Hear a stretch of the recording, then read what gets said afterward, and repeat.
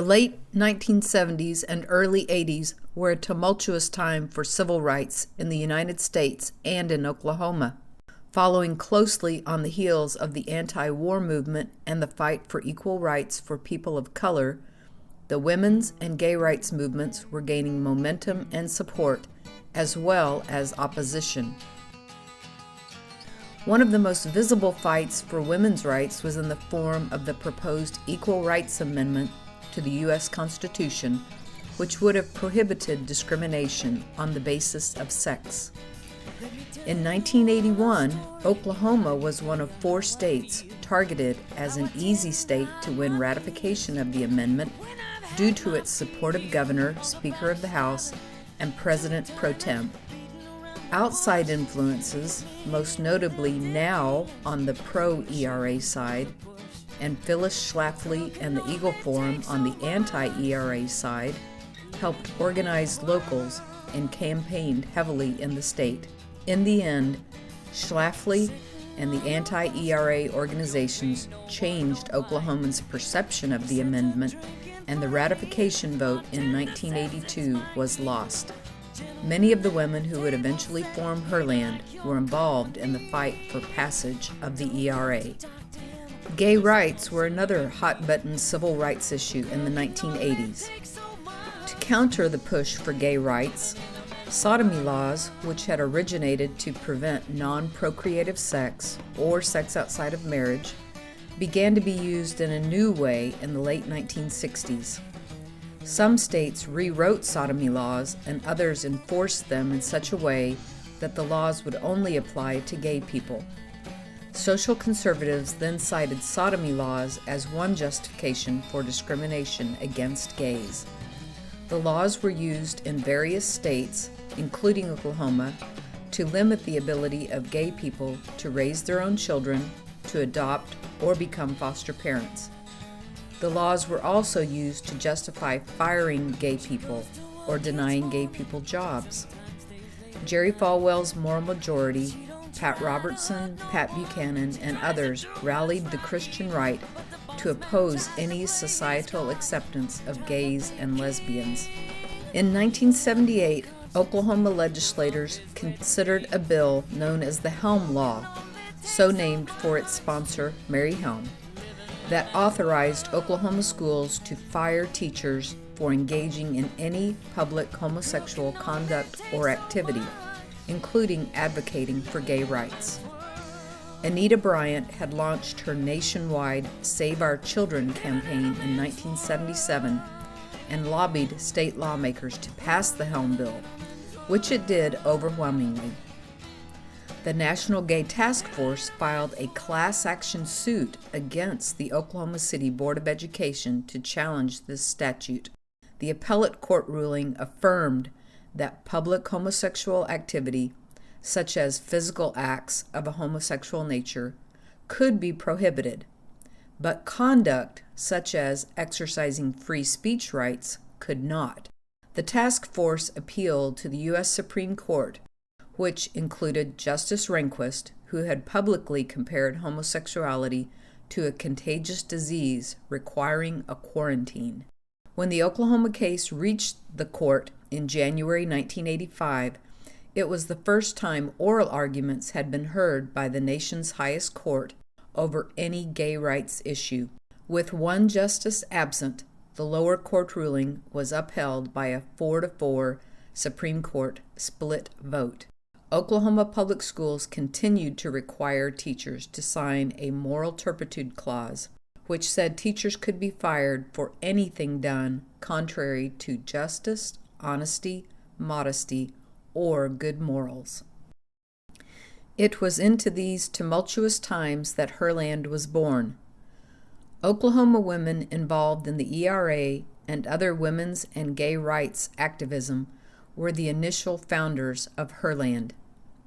In the early 1980s, Herland was started as a retail bookstore selling books from independent presses such as Naiad Press and women's music from Olivia Records and other labels. Herland was located at Northwest 19th Street and Blackwelder in a rented storefront of an elderly woman's house.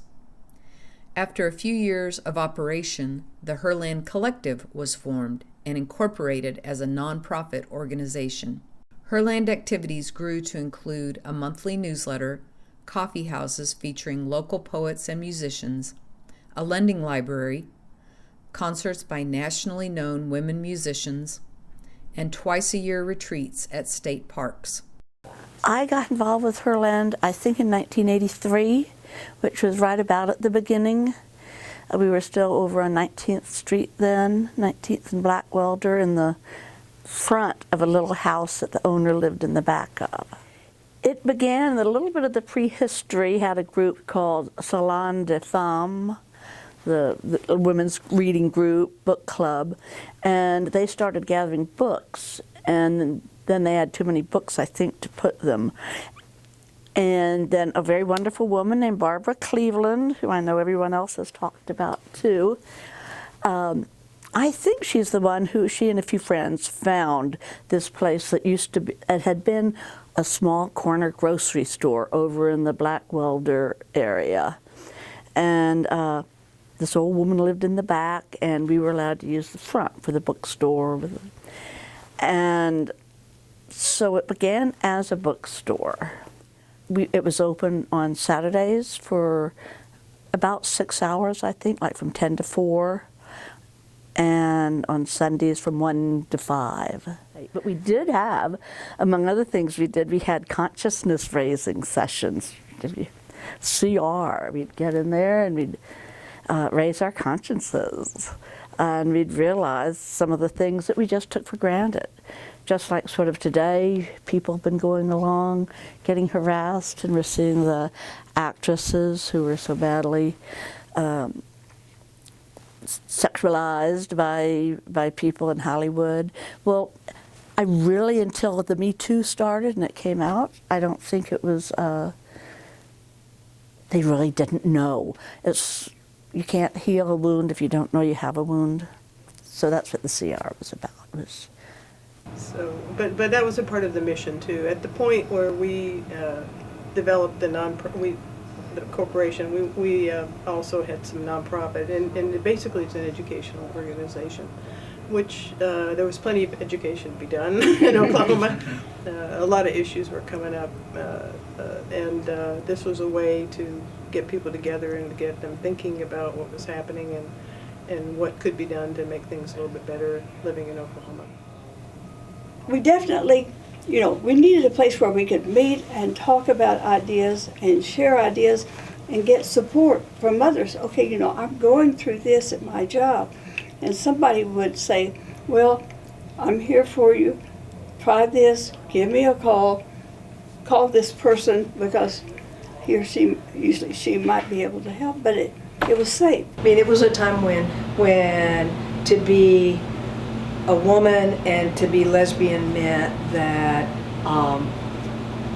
you lived with all sorts of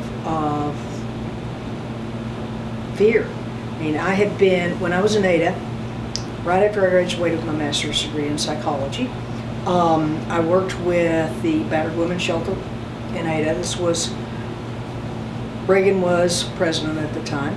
Worked with the Battered Women's Shelter in Ada. I worked on the ERA ratification campaign for Oklahoma in Ada. And shortly after the ERA ratification failed, I was a part of what really was a national event, and where lesbians were systematically purged from the battered women's movement. So I got fired, and that was really part of the impetus for moving to Oklahoma City. So it was a time where there weren't many safe places for us. There were very few safe places for us. And after I moved to the city, began to be involved in the efforts to take what had been Herland Bookstore, which was, a private business that Barbara Cleveland and some others had started to take over from an earlier feminist bookstore called La Salle de Femme. And I get involved in the process of turning that from Barbara's business to a collective, a Women to One collective. So that was So when we first started, of course, had the little building over at 19th and Blackwell where we had a sort of a physical location. And we provided a little bookstore.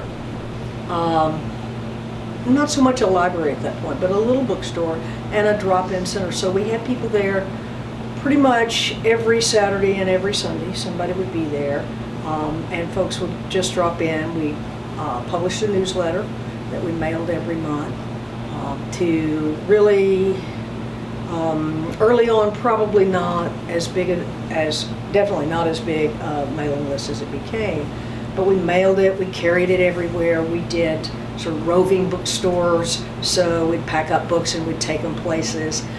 We had people who would help us with enough money to buy books so that we could go to, say, the Battered Women's Association conference or to some event, so we could take books to sell because we didn't have any money.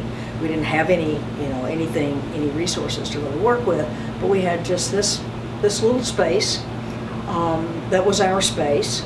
And we did the books, and we also did one of the really important things we did was producing women's music concerts. So because those kinds of things, everything we did was about providing a space, a safe space for lesbians and women in general, and that was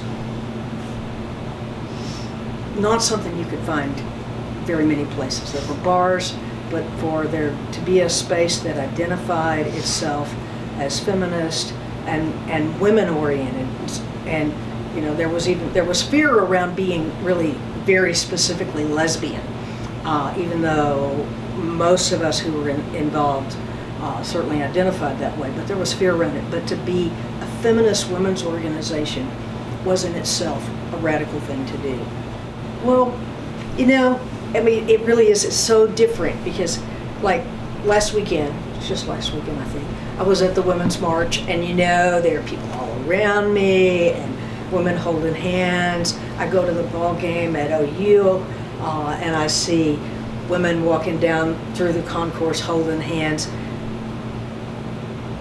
We thought we would be killed if we did things like that. I mean, really. That we lived with that kind of fear. There was no way we would have been publicly demonstrable. There's a song that Meg Christian did, and I forget the name of the song or even the context, but one of the things she says in the song is, "You only touch the ones you love." And for me, during those times, that meant you literally didn't touch anybody unless it was safe, unless you knew you were in a place where it was okay. So the concerts, the building, the Herland building itself, the events that we did, later on the retreats, all of those were places where women could feel free to be themselves without that kind of constraint. When we started, and I'll go back to the bookstore notion, because when we started the bookstore, you couldn't buy those books, right? If you didn't have a local place to go, you didn't have a full circle bookstore that would have things. You certainly didn't have anything like Amazon or all the other resources. Herland was a place where you could go and meet other people who were like-minded and like-feeling. You're going, oh my God, what am I doing?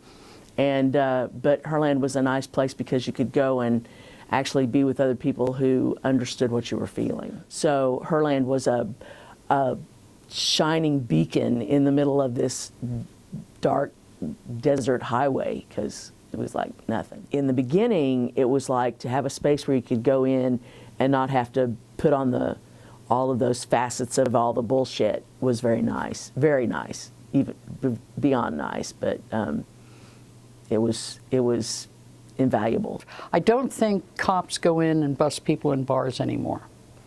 When I first moved here, they did. You could be sitting in a bar holding hands with your girlfriend or dancing on the floor, and the lights would flash, and you knew cops were coming in. And so people scattered.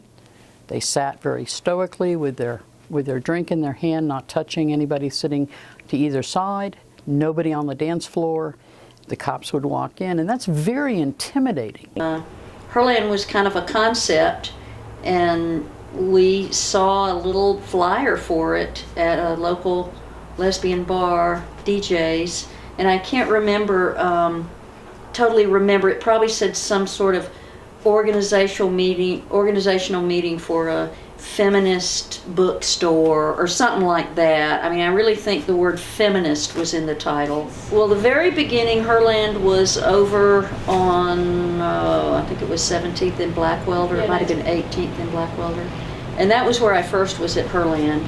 And then I wasn't a member of the group that bought this house, but I later got on the board after that when we still had that building and was involved in selling it and clearing. We used to go over there and clear the brush and mow and try to keep it from getting cited by the city, because it had sort of fallen in and we kind of had to either clear the land off or sell it, so we sold it real quick and for almost nothing. Oh, I've been in town for, well over 25 years. And when I first got to town, I heard of Herland. And I was I was by then, several years into lesbian relationships. But still, just coming into town, I didn't know exactly what the community was, the lesbian community. And so I said, well, go check out Herland. And there were a couple of things like activities going on. And I didn't immediately, become involved or a frequent flyer with it. But it was like, okay, I know it's here. And, it was just kind of neat. So Herland, for me, the safety is just being able to be yourself as you would in your home. Herland started producing the music since I was a music producer. And there's an artist out there, Gail Marie. She's out in California. And we had to have, my very first one, not the first one, we had to have a piano. And one of my friends had a piano in the house. So we loaded the piano in my van and we took it over. And I took a chance. This time I had that concert at the University of Oklahoma Health Sciences Center Faculty Club. Decided to use my other side of me, and I rented the faculty club and we had this big concert. But there were a lot of rooms in the faculty club. So I asked the local artists that were around, would you consider playing? And I can't pay you, but you can bring a couple of friends, you can have some of the munchies and all that. And I had local artists calling me. Somebody told somebody something. We filled up all those rooms, and they started like the main concert, and we fixed the dining room up for the main concert. We started at 6 o'clock, and people wandered around and they drank wine and they ate the little snacks, and they went from one room to the next room to the next room. And we had like 4 rooms, artists in them. And they just wandered around. Big gathering. It was like so much fun. And then we had the concert. Yep, that was good too. Prior to becoming involved in Herland, I didn't know anything about women's music, so it was an eye-opening experience for me. Particularly at the retreats, we had a lot of women musicians performing, but then we brought in bigger name musicians, and those were pretty successful events and things that kind of brought everybody together. The newsletter was mailed to women all over the state, all over the country really, and at that time there weren't very many avenues to get thought-provoking ideas out to people, and so the newsletter, we tried really hard to make that a substantial content. They always had the monthly newsletter, and even if your life did not revolve around gay and lesbian issues, if you were a member of Herland, you would get this newsletter. And yeah, it would focus on these legal issues that were never ending, and it was good to touch base with that if the rest of your life doesn't isn't aware of it on a a monthly basis, that these things are ongoing, and there's some watchdogs for it of what what they're able to do on a local and maybe more basis. But I was proud. Anytime they were involved in a legal issue, I was like, you go. That was a big part of our mission. We were talking about all those people who got that information in the newsletter. So, you got somebody sitting out in Eric, Oklahoma, who's getting that kind of information and getting that kind of perspective, and they're sure not seeing it or hearing it anywhere else. Right. For years, I typed it and stripped it and took it to Kinko's, and we ran it off. That's the old-fashioned way. And then we got together Pre-computer. and folded, and we had parties. We had done our address labels. We typed them too, and sent them out. And but it was a wonderful opportunity to reach a lot of people that we didn't even see that often. But once they'd signed up for the newsletter, we could let them know. One of our older members who lived in Norman and Tug University had gone away on vacation, and so she had them hold her mail.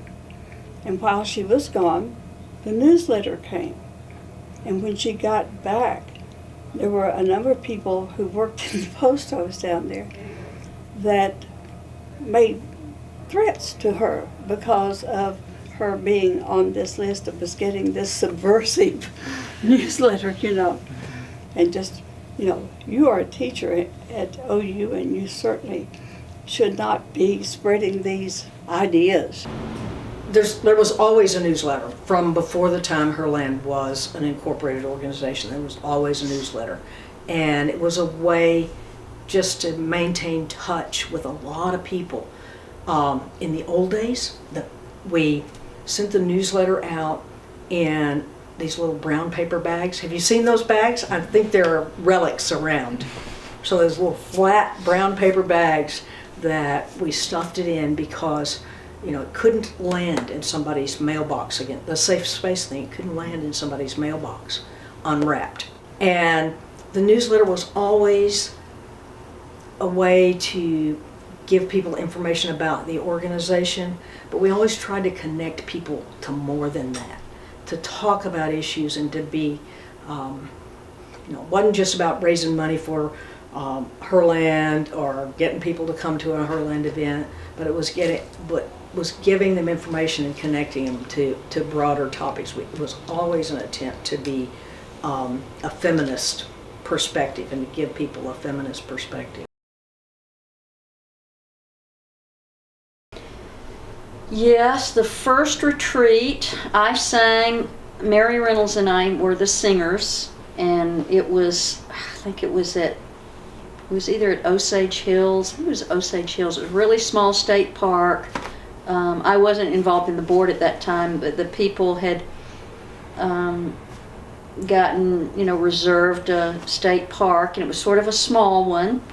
And we went, and we had a wonderful retreat and did neat things and met each other. We made a lot of lifelong friends at that retreat.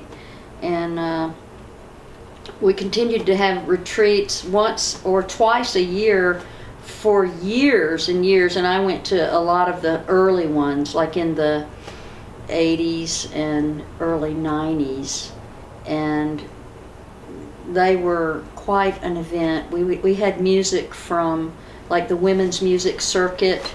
Really famous women's music people came, and we hired them, and they would play. So everything was focused around the music being the evening thing, and then we had workshops in the day and a potluck meal in the evening, and they were spectacular events. But then the things like the retreats that we created, a really safe place to go for the weekend and really just totally get away from everything, and it was my mental health getaway, So those kinds of safe events. So they were at state parks. We had a community room, and then little cabins with bunk beds, and just like you would think of young kids going away to camp. Only it was us. Just Saturday night communal sharing of food and a musical event most of the time. I have very good memories of the retreats, and I remember that they provided an opportunity for me, who I was a single mother and a full-time teacher and a part-time counselor, and here was this weekend that sometimes I would get away and just lay on the cot and read all weekend or for hours at a time. I loved that.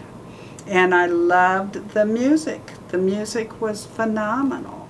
I think we got exposed to a lot of really wonderful musicians because of Herland and the concerts that they were able to bring. One of the experiences I hadn't thought about this in years, is that one year Alex Dobkin came for the retreat, and she had a Friday night religious obligation, and then she wanted someone who would drive her up on Saturday. And so my partner at the time and I were asked to pick her up and drive her to the retreat. And that was really quite a treat to get to visit with Alex Dobkin all the way to the retreat. But we, the therapy sisters, we just got to see a lot of people that we would have never seen if it were not for Herland doing the work to make those concerts happen. Herland itself, the building, was not a woman-only space. Some men, especially the wonderful Paul Thompson and Terry Gatewood, spent a good deal of time there in meetings and things. They didn't work the store or anything. The retreats were women only. And this is because a lot of women, well, to this day also, but especially maybe back in the 80s, had been injured by men. And yeah, it's just the same today, actually. But having women-only space gave them a chance out at Romano's at the park or something to completely relax and not have to worry about any triggering. We didn't have that word then, but that's one thing we were staying safe from, was being triggered.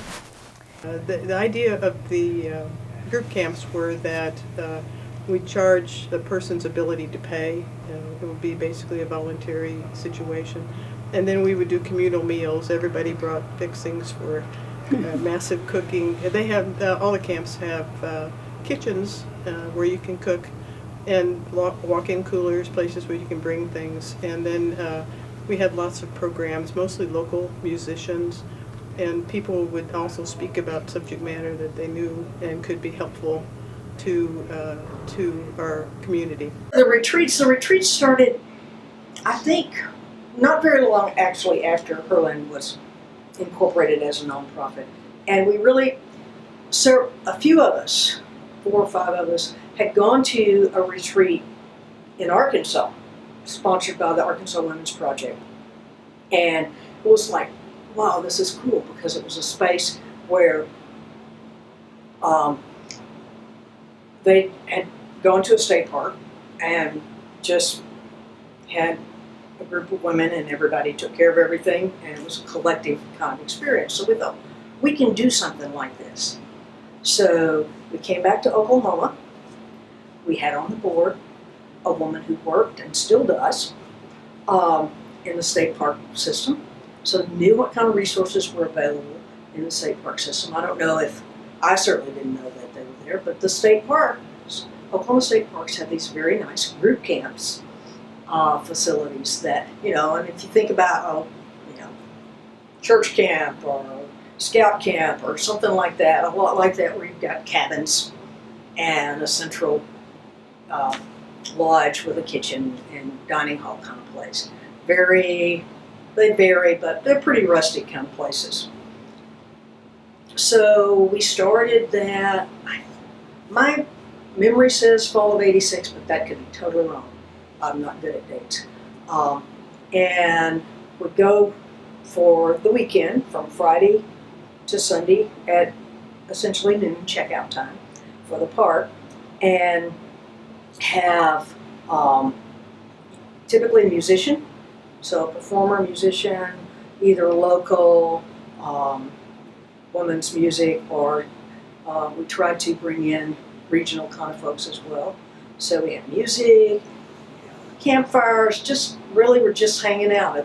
It's not all that different, except for the the other religious stuff or Girl Scout stuff or whatever, than any camp. It was just for those 48-ish hours, it was our little space that we created and maintained.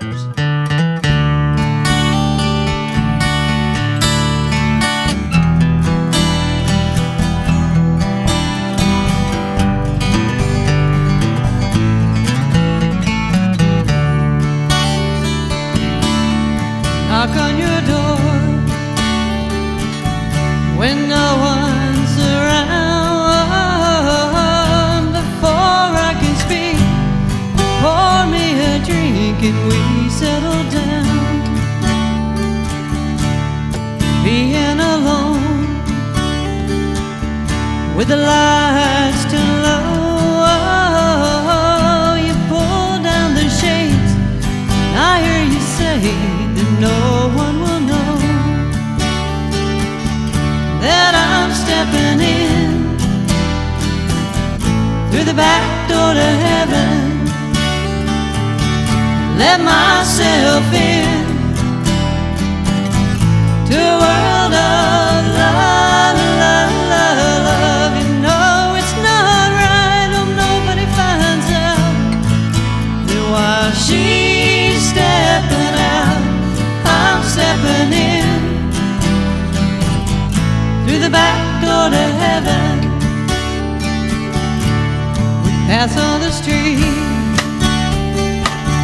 and she's by your side. Whoa, we both turn our heads, nothing is said, we pass right on by. When the sun goes down and the stars are bright, whoa, my telephone rings, want me to meet you later tonight. And I'm stepping in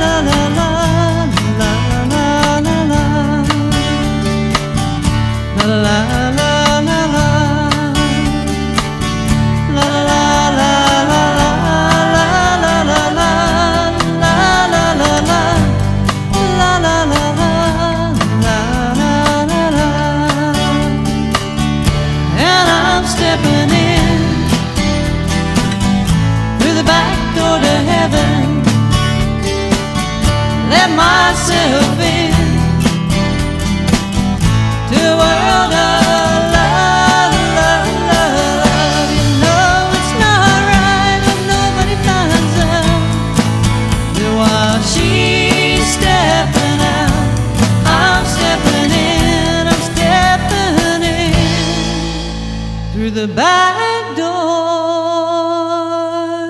to heaven.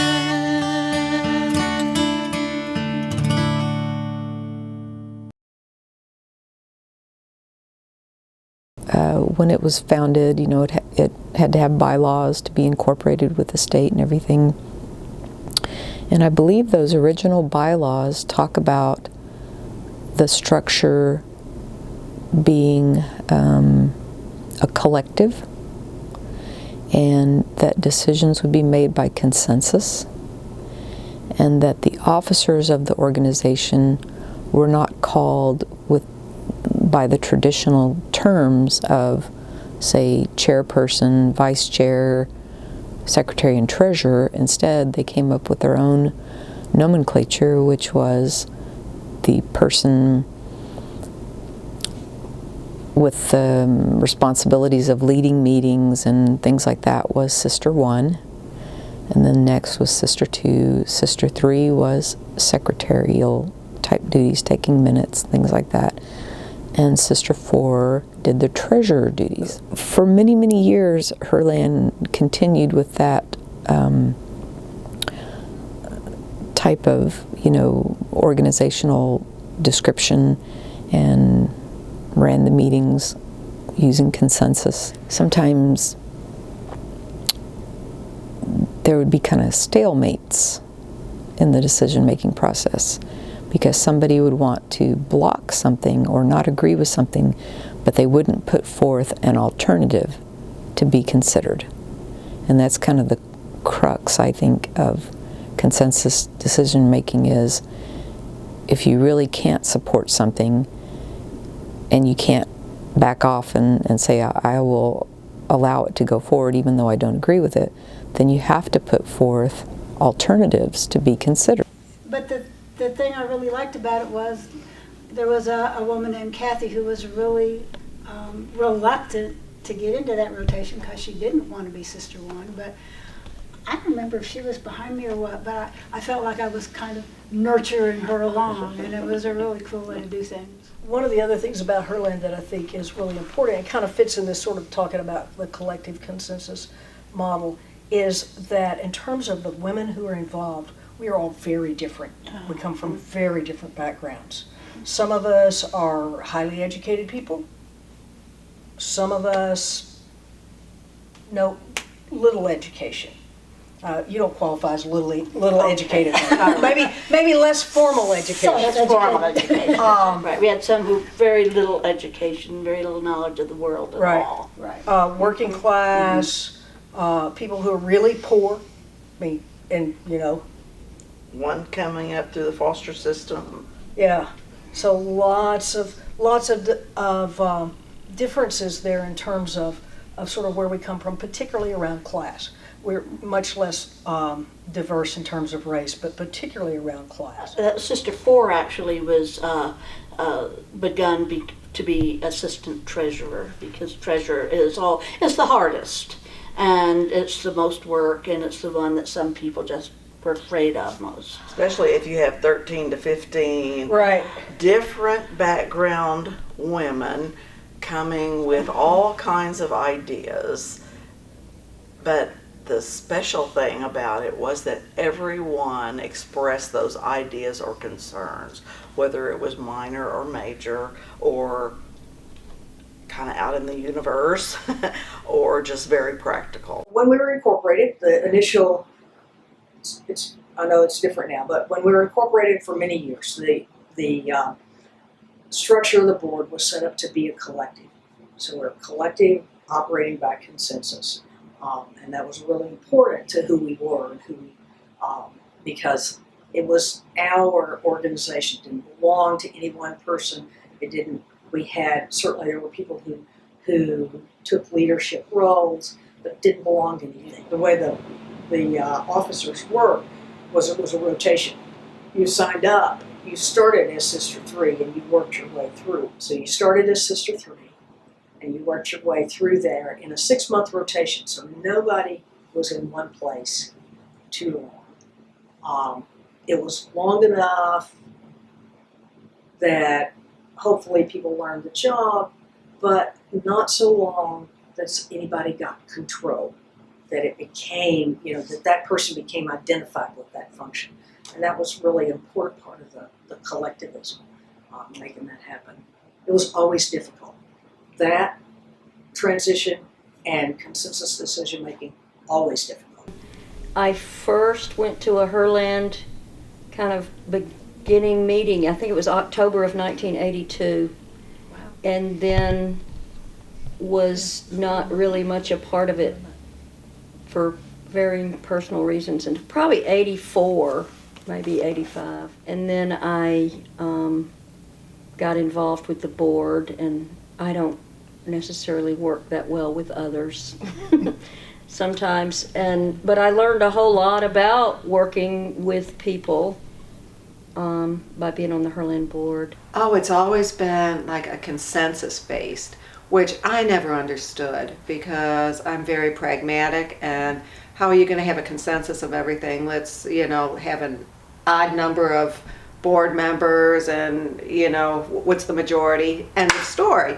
And they would go to, lengths to make sure everything was a consensus. And I can appreciate it. I really can, but it was like a new concept to me. But they were trying to do a consensus model, so I had to leave, after a while because it couldn't come to consensus. I think that there are some things that consensus works with, and then a lot of things that consensus doesn't work with. Activism is in Herland's DNA. The founders of Herland were veterans of the civil rights movement, peace movement, healthcare activism, feminist causes including the battered women's movement, the campaign for ratification of the Equal Rights Amendment, pro-choice movement, and other progressive activism. The women of Herland continued to be activists in all these movements, and in the early 1990s participated in some of the most important protests and actions of the era. In the summer of 1991, the anti-abortion group Operation Rescue led a series of protests and blockades of clinic entrances in Wichita, Kansas. Herland women traveled with members of the Oklahoma National Organization for Women to join pro-choice activists from across the country in a counter-protest. There was a doctor in Wichita that performed abortions that had a clinic that had been highly protested against, and the abortion laws were beginning to get rolled back. And this is Tiller, I guess is his name. He's the doctor that eventually got murdered at his church. And that, later we realized that who that was. And this was only a few years ago that he got murdered. But anyway, so there was going to be a big rally with one of our favorite lesbian feminist speakers, Eleanor Smeal. So a group of us decided to go, and we drove up there, and we went to the rally, and it was a real subdued for us. I mean, we were kind of like, we wanted some yelling and screaming and take back the night, Yeah. And it was this real controlled, speaking and the speeches, and even Eleanor Smeal didn't wow us. So when the rally was over, we were sitting there and somebody said, let's go over to the clinic and see what's going on there, because what had been going on was anti-abortion people had been protesting and harassing women who were going in for consultations or for abortions or whatever. So we thought, we'll go over there. There was a group of anti-abortion people with signs. There were, right up by the door to the clinic, there were crosses, white crosses stuck in the ground, and you could not walk down the sidewalk into the clinic without passing by these fanatical anti-abortion people that were in people's faces. So at one point we're doing that, and the anti-people are sort of maybe crowding around us, and I don't know if I came up with it or somebody else said, let's go sing the mountain song. I don't remember, because once we started walking and I started singing, I was sort of in this, I'm just going to call it a spiritual bubble. I really, you know what music can do to you.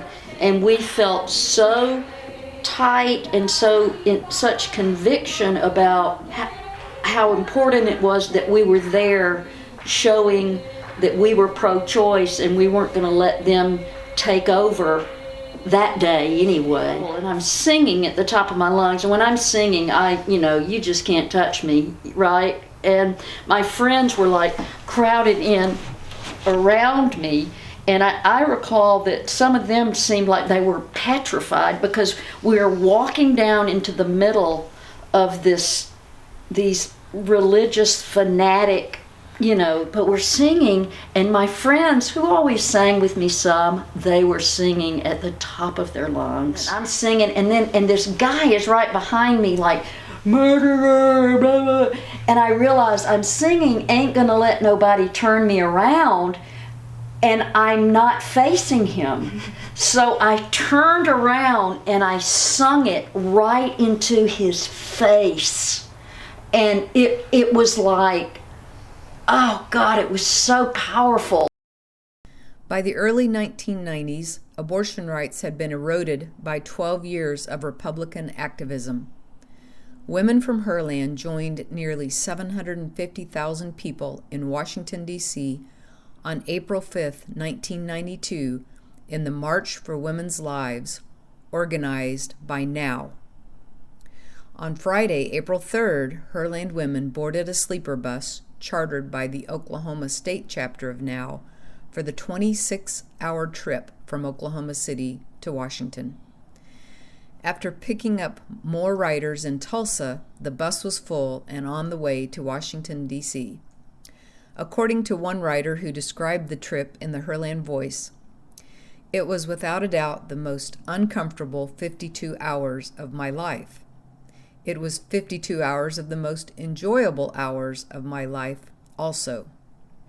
Thinking back on it, I would say it was like feasting on Mom's melt-in-your-mouth fudge while getting whipped with a cat o' nine tails. Whatever, I wouldn't have missed it for the world. The early 1990s were also a momentous time in the struggle for the protection of LGBT civil rights. Don't ask, don't tell was the Clinton administration's solution to gays and lesbians serving in the military. Its effect was that LGBT people could serve as long as they remained closeted. The 1993 March on Washington for lesbian, gay, and bi equal rights and liberation drew over 1 million people to Washington, D.C. Smaller scale but equally important events occurred in Oklahoma. Jerry Falwell's Focus on the Family led efforts in Oklahoma for an anti-gay initiative. On April 25, 1993, in an unprecedented event, over 300 Oklahomans rallied on the steps of the state capitol in support of the March on Washington and called for recognition of the human rights of all people. Herland women traveled in 2 vans to the March on Washington for lesbian and gay rights to demand civil and human rights for LGBT people. As described in the Herland Voice, we went to Washington for visibility on a grand scale. For one brief weekend, LGBT people were the norm. We were everywhere, in the subway, in restaurants and hotels, and on the streets. We demanded a federal civil rights bill protecting our rights and celebrating our community without fear. A banner reading, "A Simple Matter of Justice," hung from the March on Washington stage. In Washington and in Oklahoma, we announced that we would settle for nothing less. Local activism by Herland women in coordination with other organizations included a series of demonstrations in 1993 at the Lower Deck, a bar near the OU campus in Norman. The bar owner advertised Ladies' Night, No Dykes, and refused to serve women she believed to be lesbians. When asked to remove the No Dykes from the sign because it was offensive, the owner refused. Women in the Herland community were part of the initial incident and the subsequent protests. The chair of the Norman Simply Equal organization, a local LGBT rights group, met with the owner, who made it clear that she did not want lesbians in her bar. Following that meeting, a group of about 30 people, mostly women, went to the lower deck for a dike-in. They entered the bar as a group to drink beer for ladies' night. The drink special sign had been changed, and the manager informed the group that they would have to purchase drinks to stay. After purchasing drinks, several women danced together on the dance floor. At that point, the owner turned up the lights and announced the bar was now closed. Other customers were escorted to a separate room as the owner called the police. When the police arrived, members of the Herland group were escorted outside, where they chanted in protest before dispersing peacefully. Simply Equal, along with Herland, the Women's Resource Center, and the local NOW chapter, then sponsored a rally near the lower deck, and more than 40 people came to picket the bar. 6 women attempted to enter the bar and were refused admission. Protesters gathered again a day later, despite threats of violence from the bar owner and encouragement of violence by an Oklahoma City radio disc jockey. Many of the women who had been expelled from the bar filed complaints with the Norman Human Rights Commission, but the commission dismissed those claims. Within a few months, the lower deck had closed. One of Herland's efforts that had the most impact on the local level began in 1992. A Cleveland County District Court ruled that a mother was unfit because she was a lesbian and removed custody of her 2 young children, placing them with their father. The judge's ruling said that he was removing custody because the mother's lifestyle was immoral and she was creating an immoral environment for her children. The mother filed an appeal and asked Herland for support with the court expenses. Because of the possibility that the case could set a precedent recognizing parental rights of lesbians and gay men, Herland established the Herland Legal Defense Fund to raise funds for the appeal. The National Lambda Legal Defense Fund joined Herland in its efforts. Nearly $20,000 was raised to support the appeal, using benefit concerts, bake sales, cookbook sales, and the Dust Bowl Lullaby CD, and direct mail fundraising appeals. The Court of Appeals affirmed the trial court ruling, and the mother appealed the case to the state Supreme Court. In July 1995, the Oklahoma Supreme Court overturned the district court ruling, and thus set a precedent that a parent's sexual orientation was not enough cause to remove children from the home. For its efforts in support of Fox v. Fox, Herland was honored as the Outstanding Community Organization of 1992 by Pride Network Incorporated and by the ACLU of Oklahoma with its 1997 Human Rights Award. Yeah, that's something that we were really proud of. A woman came to us with a story about how she was about to lose her kids and she needed money to hire a lawyer. And I, at the time, for many years, was working for a small nonprofit health center, and so had been involved in asking people for money. And, if you don't ask, you don't get. So several of us said, yeah, we think we can raise some money for that purpose. And my partner, Pat, was more active on the Legal Defense Fund committee. I wasn't actually on that committee, but I just helped raise the money to pay for the lawyers. I don't remember who came up with the idea, but we have some very talented musician friends. We had at least 7 or 8 different women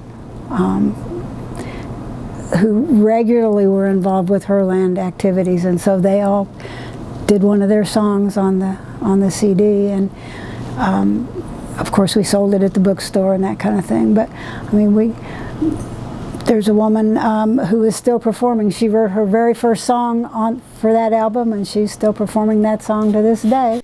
In 2016, Herland donated its collection of over 4,000 books to the center at UCO.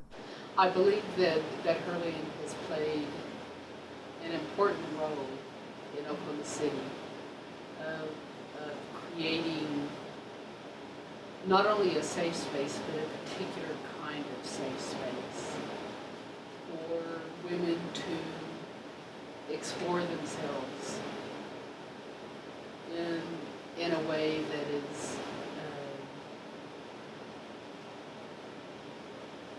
nurtured celebrated, that that certainly is something that you don't get in the greater community. Here, it is celebrated to be a woman. Anyone else have any questions you'd like to ask? The legacy of Herland is, I would say, joy, because when you get into that woman's space, it was the joy of being able to go someplace and be yourself. Freedom, because you could be yourself there and just be natural and not have to do all that phony stuff that you did out in the real world. That women can come together in a safe place, discuss ideologies, have resources like books and music, movies, and know that they are not alone. And because of that, Herland becomes a beacon. And it's a beacon of hope. It's a beacon of security. And that's important. I think the legacy of Herland has to do with its place in the history of the LGBT community and movement in Oklahoma, and how it facilitated a lot of coming together of different people, different organizations. It provided a really strong sense of community for the women that became involved with it, provided a support system that was vital for those women and for others. I mean, for me, it's a place where I made lots and lots of good friends, and I still have many of those friends. It was a safe haven for women, and many of the women wouldn't be around today if it wasn't for what Herland did for them. So, I mean, that kind of legacy and just helping protect people and get them through. Because we were a wonderful bunch of women, and that's the truth. That's the truth. Herland, when I was there, never got picketed. I don't know if I'm upset about that or what. You know, we got so many churches in Oklahoma City, you could throw a rock, and even if the rock scattered, you could hit 3 more churches. But we never got picketed. But I was hopeful that I was ready for that when it did happen. But a lot had to happen to get to these free spaces. And I like to think that some of the things that Herland did has made it work. Almost 35 years after its inception, Herland women continue to be active in seeking equal rights and justice for women and the LGBT community. The Herland bookstore is used for discussion groups, potlucks, movie showings, and the annual Pride Picnic. The bookstore is also rented 2 evenings a week by a local counseling and mental health nonprofit to provide a social support group for queer youth. May drive a big machine, but I was born a great big woman, and you can't just take my dreams away without me fighting in this old mountain to raise my many daughters. Some died young, some are still living, but if you come here for to take it our mountain, well, we ain't come here to give it. I have dreamed on this mountain since first I was my mother's daughter, and you can't just take my dreams away. And now with me watching, no, you can't just take my dreams away without me fighting. No, you can't just take my dreams away. Woo!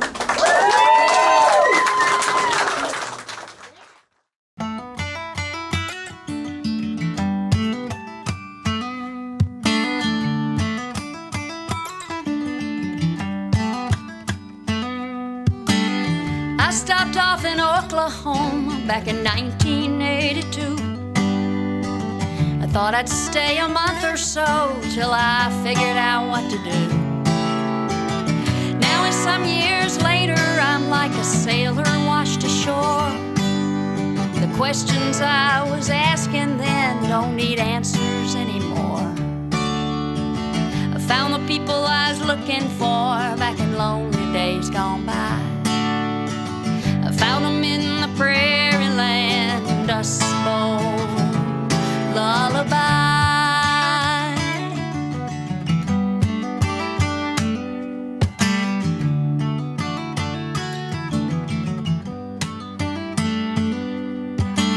Strong women, gentle men, out to change the world. Daily work, fighting uphill battles. These are life's great pearls. These are the kind you'd be glad to find on the journey when you need a friend. If you got to leave, you won't stay gone long. You're bound to come around again. Found the kind I was looking for. I found them, soon or fine. They sing to me, I sing to them. Dust Bowl lullaby.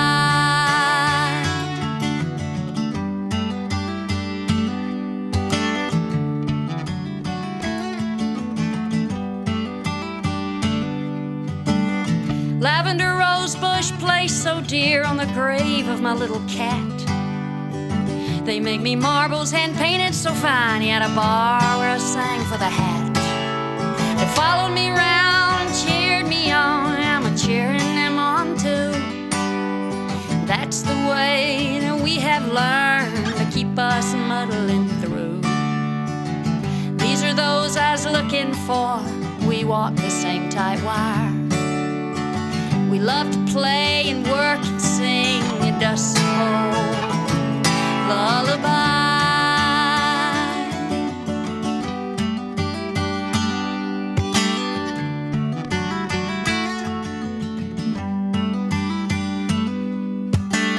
There's the one with the pretty voice, sings so sweet on key.